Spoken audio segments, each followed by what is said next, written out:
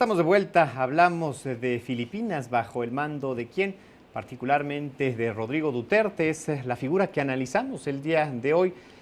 Doctor, ¿estamos frente a un político con visos más cercanos a Hitler o a un Rudolf Giuliani? Se me hace muy difícil equipararlos a ese nivel, pero yo diría más bien que es el prototipo del político que sabe dar respuestas prácticas a lo que la gente espera. Yo insisto en que Duterte no es un caso único en el mundo. Lo que tenemos en Estados Unidos es algo similar. Lo hemos visto también en Europa, en diferentes países. Nada más habría que recordar Austria, Hungría, los Países Bajos. Yo esperaría ahora la próxima elección en Francia para ver qué pasa con la señora Marine Le Pen, donde tenemos gente con el mismo discurso, quizás no con las mismas actitudes, pero sí con el mismo discurso, que además provoca también el mismo tipo de reacciones populares. ¿Sí? La violencia es el medio a través del cual buscan que la gente reaccione ante, insisto, su desesperación, y lo que tenemos pues es un ambiente de violencia creciente que puede degenerar rápidamente en la liquidación física de personas. Y tan populares resultan, por lo menos para el pueblo filipino, que ahí está su índice de aprobación, ¿no, doctor? Es un índice muy alto, indudablemente. Como tú lo mencionaste al principio del segmento, ganó las elecciones con una ventaja de casi 6 millones de votos, 42 más o menos, alrededor del 40% de los votos del electorado. Es un mensaje muy fuerte para la gente y continúa teniendo tasas de aprobación importantes, ¿no? ¿Por qué? Probablemente, bueno, porque la gente común y corriente considera a este político una persona común y corriente, no tiene pelos en la lengua y no le da miedo decir lo que piensa.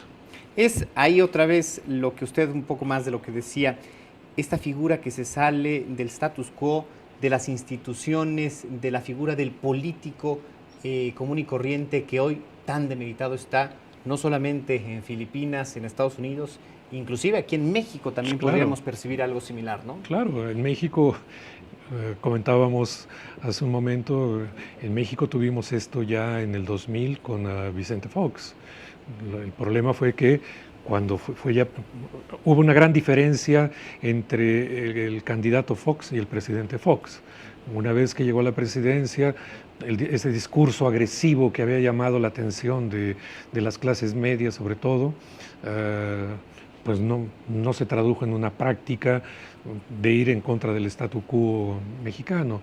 Lo tuvimos después también en el 2006 con López Obrador, un discurso extremadamente agresivo, con un contenido de clase muy marcado, que llevó también a una crispación de las relaciones entre grupos sociales muy diferentes de la sociedad mexicana. Ahora ha cambiado el tono del discurso del señor, pero lo tuvimos ya en ese momento.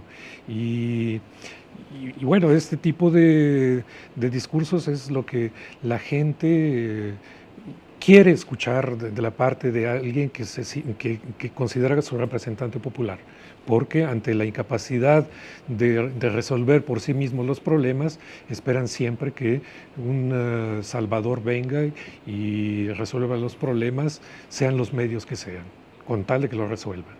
Ahora, el establishment o las grandes organizaciones desde luego no congenian con esto. Ya está ahí la Organización de las Naciones Unidas que ha hecho extrañamientos, por lo menos señalamientos. ¿Qué ha pasado, doctor Granados? ¿No han sido lo suficientemente fuertes o la propia soberanía de una nación no permite hacer más allá de lo que ha hecho la Organización de las Naciones Unidas, la ONU? Bueno, habrá que ver el derecho de intervención. Hay algunos conceptos en la comunidad internacional que todavía no están lo suficientemente maduros. No es tan fácil imputar cargos de crímenes contra la humanidad contra un jefe de Estado de gobierno, a menos que sean situaciones muy, muy especiales. Generalmente se dan en condiciones de guerra. o en situaciones posteriores a una guerra. Esto no se ha visto, a pesar de que se podría llamar una guerra contra el narcotráfico en Filipinas, pero siguen funcionando los órganos del Estado.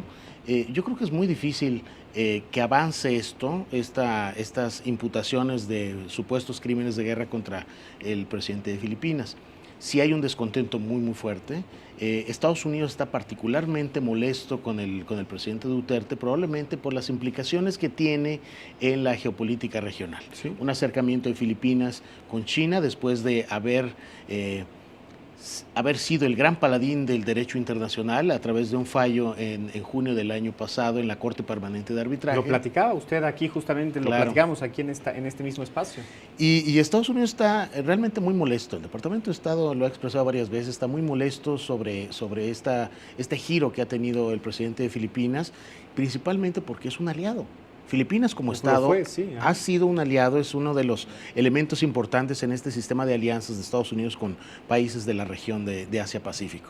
Entonces, doctor, el distanciamiento justamente de Estados Unidos va más allá de la figura de Obama y el descrédito que hizo también la posible injerencia del embajador de Estados Unidos en Filipinas, que recordaba el doctor Granados, lo acusó de homosexual o lo llamó homosexual y con base en eso lo desacreditó.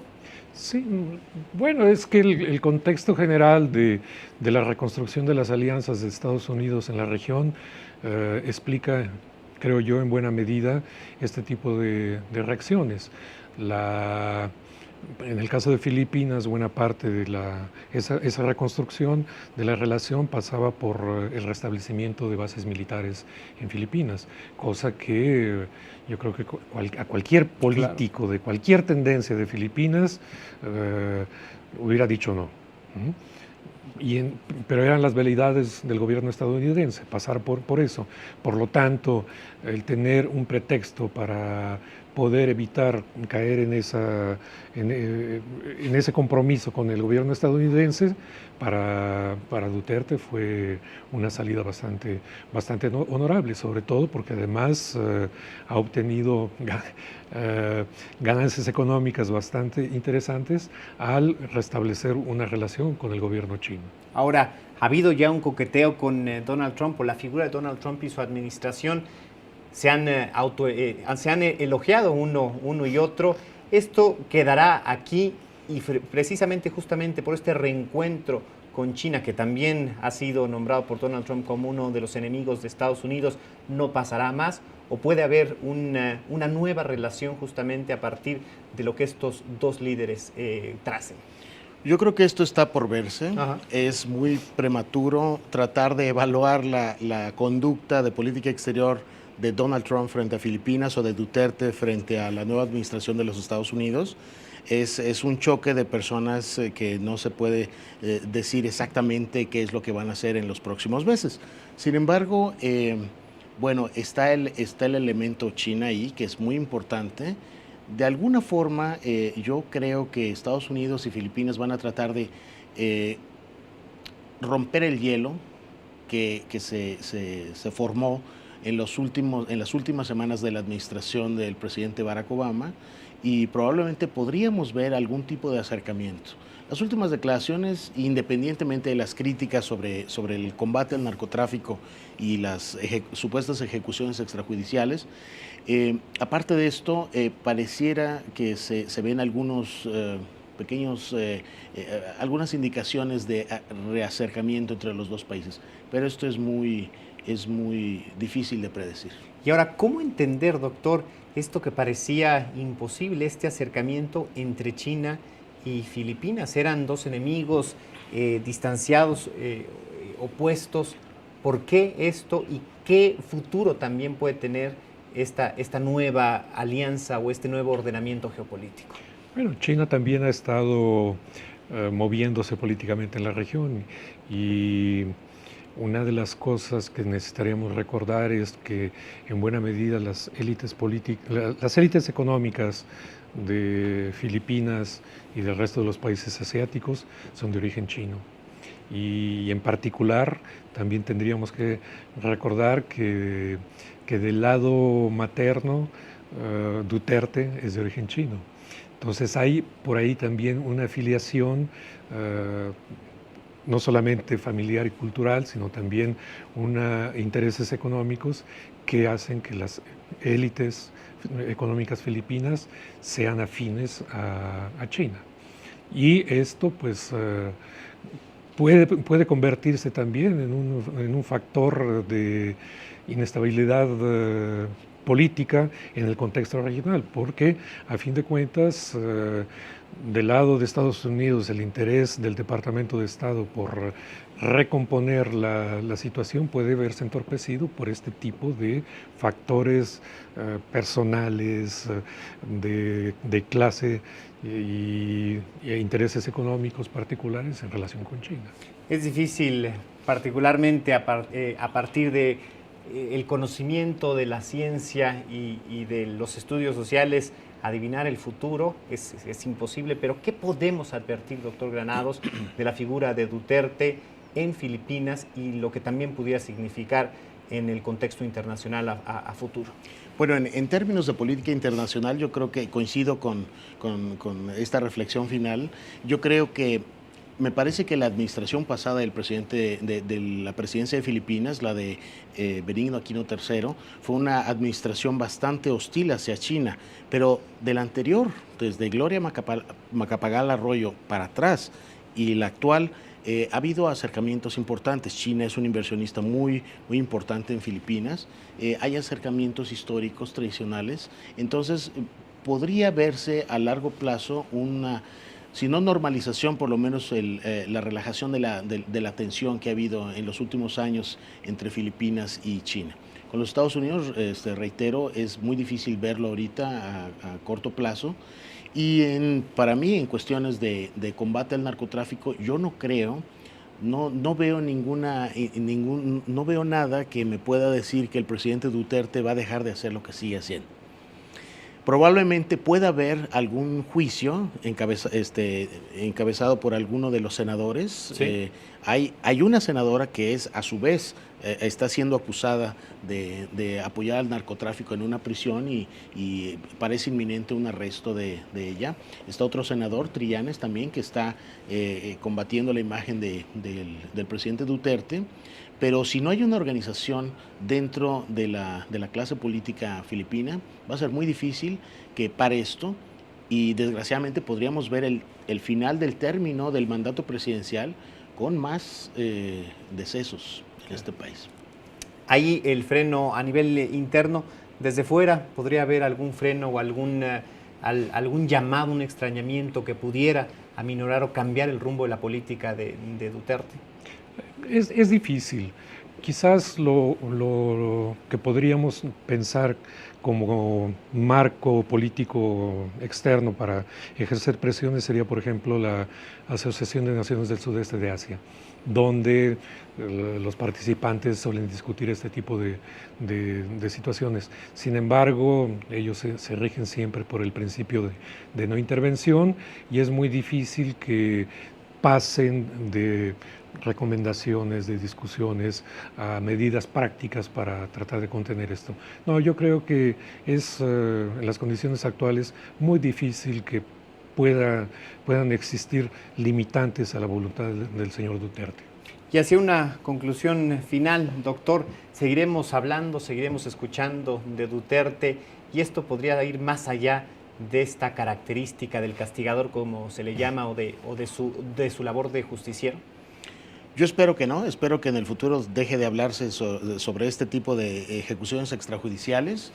A mí lo que me gustaría ver, si me preguntas, sería detenciones dentro del marco de la ley, cualesquiera que sean las estipulaciones en la ley en Filipinas, pero no puede haber ejecuciones extrajudiciales, no puede existir escuadrones de la muerte, es simplemente imperdonable esto. Yo esperaría que se castigue a la gente dentro del marco de la ley. Doctor.